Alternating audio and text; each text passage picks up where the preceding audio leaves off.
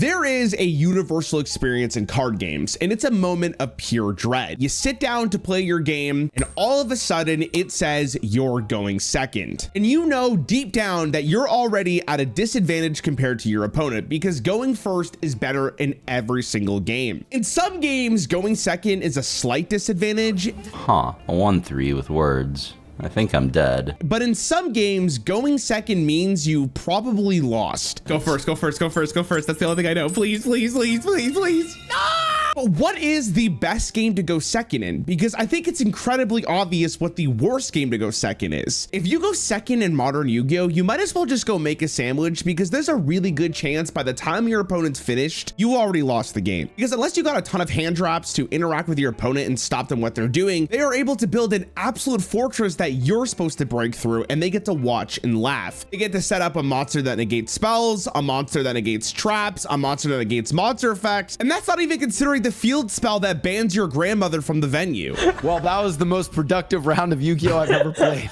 Now, there is a little bit of a bonus for going second. I know it's not all detriment, and that is you get to draw an additional card going second, which can be actually extremely relevant because in Yu-Gi-Oh, card draw is the most important thing in the entire game. And this counts to the entirety of Yu-Gi-Oh. There was a reason why Pot of Greed was banned basically immediately after the game's release. But often it feels like that extra card does not do enough because unless you have a really powerful opening hand, remember, you can't do your mulligan in Yu-Gi-Oh. You're at the mercy of what your opponent is doing. And even if you try to play that additional card that you drew, Maxi blow me, often it's just gonna get negated by something your opponent has already played. Now, there are a couple of decks that actually prefer going second in Yu-Gi-Oh, but the vast majority of them really prefer going first. And going first in Yu-Gi-Oh literally is only positives except for two things.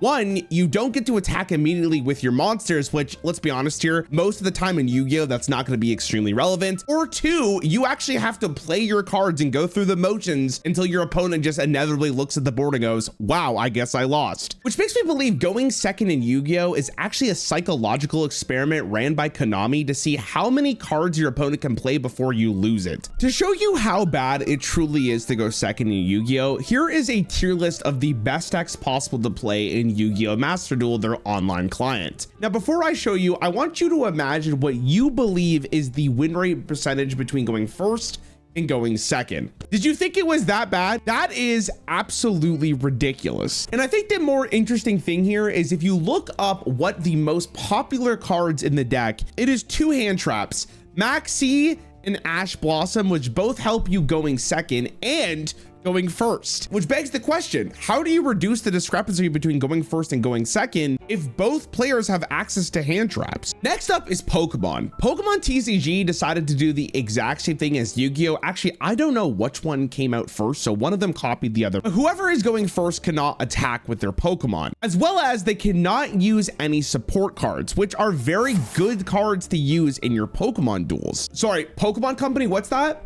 Oh, there's a support card called Carmine. What does it say? If you go first, you may use this card during your first turn. Fuck the player going second, I guess. Most support cards cannot be used going first. So you might believe that going first is infinitely better in Pokemon TCG, but after doing a lot of research and talking to professional Pokemon players, it appears that is not the case. And I was going into this video assuming every single card game going first was better. If you go first, you have the evolution advantage because you have to wait a full turn to evolve a Pokemon. Obviously, going first means that you're going to get the full evolution before your opponent. You also can't attack going first, but you can put an energy on your active Pokemon. Maybe the most important thing, and unlike Yu-Gi-Oh, is that your opponent has a really hard time disrupting whatever you're doing. So basically, you have a free turn to set up whatever you want. So why is this a nuanced conversation? Well, it turns out it really heavily depends on what Pokemon are in these standard formats and what deck you are playing. And often it will come down to, do your Pokemon need to evolve for you to do your insane combo? If I don't need to evolve any of my Pokemon, going second has a huge advantage because I do get to play whatever support cards I want to play. Meaning my very first turn is going to be incredibly consistent comparatively to the person going first. And because my turn's going to be incredibly consistent and I get to attack going second, I actually can make a very powerful turn against whatever my opponent just did. And that's the other really really big thing. Unlike Yu-Gi-Oh, there isn't something like Maxi or Ash Blossom, and I could see what my opponent is playing first and then decide what I want to do to counteract that or make a better move. I asked a professional player, Azul GG, what he thought of the current standard format, and he said going second blind is currently the best thing you can do,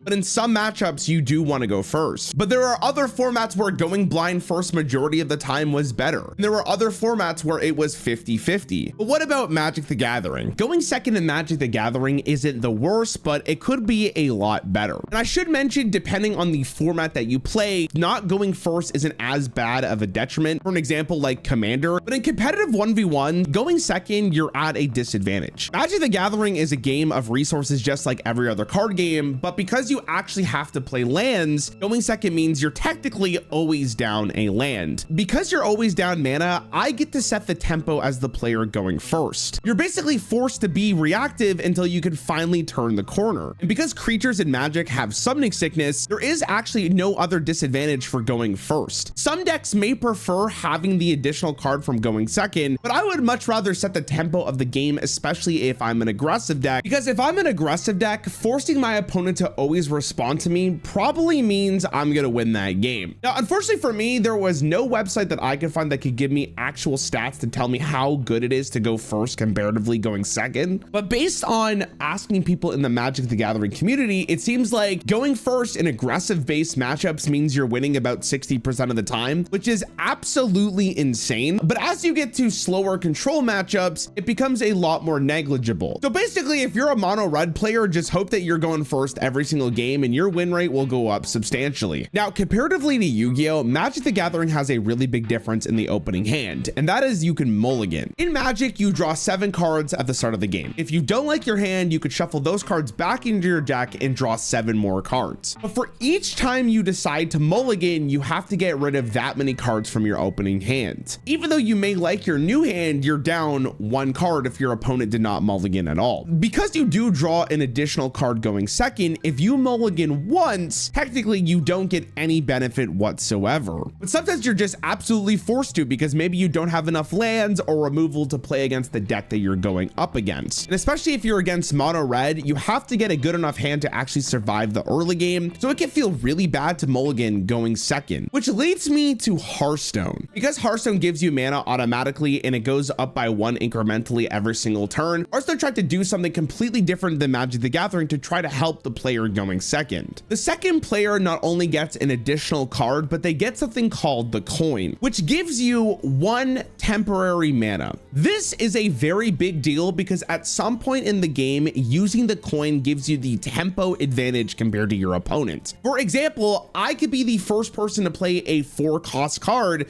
because you don't have that coin on turn 3. And because the coin lets you cheat the mana curve provided by Hearthstone, not only does it give you a way to fight back on board more aggressively, but it allows you the opportunity to set the tempo of the game. Because now your opponent might be behind on tempo, but also have to ask themselves, is it worth playing my 4-drop if it's just gonna lose to theirs? The other great thing about the coin is it counts as a spell which interacts positively with a ton of classes, especially the rogue one. And overall, it feels like the coin did exactly what it needed to do, because if there was no coin and you only got the additional card, we would be in the exact same position as Magic, but arguably worse because we can't interact on our opponent's turns. Now, interestingly enough, at the time I'm recording this video, we are actually seeing a big discrepancy between going first and second. We're just gonna look at mulligan win rate for one of the more popular decks in standard. At the moment, if you look at Blobatar, by looking at both, it's averaging out at 61.8% if this card is in your opening hand. But if you go first, all of a sudden that goes to 69.2% versus on the coin to 56.2%. And the same thing could be said for an entirely different deck. If we look at the best card in the deck, it's 60%. Going first, it's 66, almost 67, 67, versus on the coin, 55%. And that is mainly because right now in the standard format, a lot of the really good cards, such as Creature of Madness or Elise the Navigator, want to be played on their respective mana costs and play the card that they generate the turn after. And because the coin is only temporary mana, you're not actually playing on curve with both of those cards. And funny enough, just like Magic the Gathering, going first first with an aggressive deck is so important in Hearthstone that it drastically changes your win rates. Because just like in Magic, you get to develop the board first and your opponent has to react to you. But unlike Magic, Hearthstone's mulligan is incredibly forgiving. There is no punishment whatsoever for throwing a bad hand back, so you're very likely to get cards you want in your mulligan,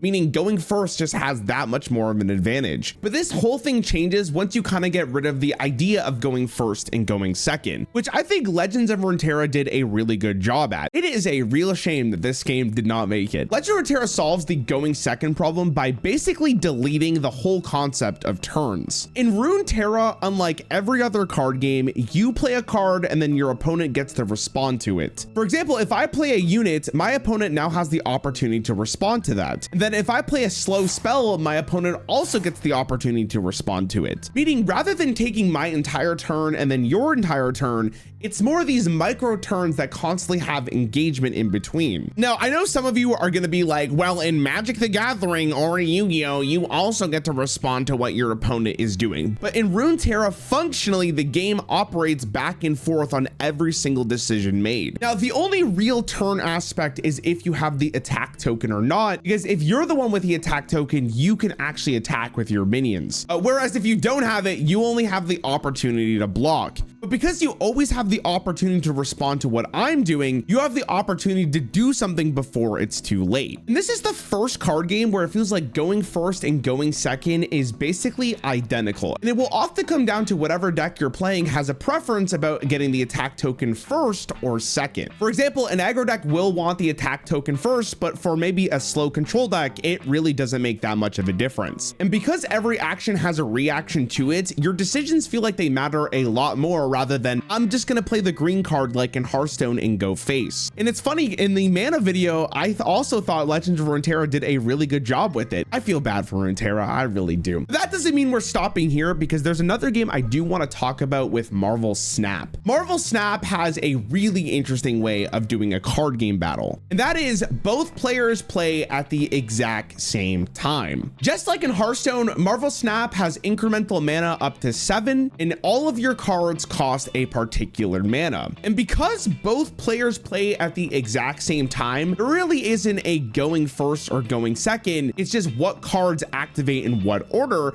and that is determined by who is currently winning the board. This often leads to very fun and interesting games because now you can predict what your opponent's gonna play with the information about which cards get activated first or second. Now, I will mention that on the very first turn, because there's absolutely nothing on board, it is just randomly assigned whose cards will get activated first. But I promise you, in majority, and I mean like 99% of games, that's not gonna really affect the outcome. So overall, what is the best game to go second in? It's the card games that don't have a first or second, which is such a cop-out answer, but I don't care because it's absolutely correct. But if you look at the card games that do have a going first and going second, I think it's pretty clear that Pokemon has something figured out that other card games do not. Or just play chess. Chess is awesome. It doesn't matter if you go first or second, the game is very even. Thank you so much for watching my video. I hope you had fun. If you didn't, well, what are you still doing here?